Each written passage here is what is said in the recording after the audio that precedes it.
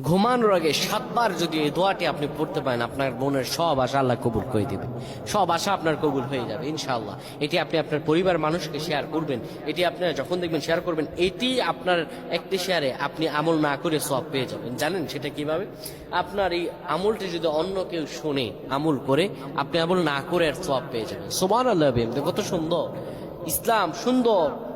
আপনি আমল মানুষের কাছে ছড়িয়ে দিবেন, মানুষের কাছে আমলগুলো শেয়ার করবেন, আল্লাহ তাআলা আপনাকে ফজিলত দান করে দিবে। প্রিয় ভাইরা আমার, অনেকে মনের মধ্যে অনেক আশা, অনেক ব্যথা, অনেক চিন্তা, অনেক চেতনা, কি করব, আপনি আল্লাহ আপনার শব্দ কবুল করে নেবেন। প্রিয় ভাইরা আমার, ঘুমানোর আগে যদি কোনো ব্যক্তি পড়তে পারে,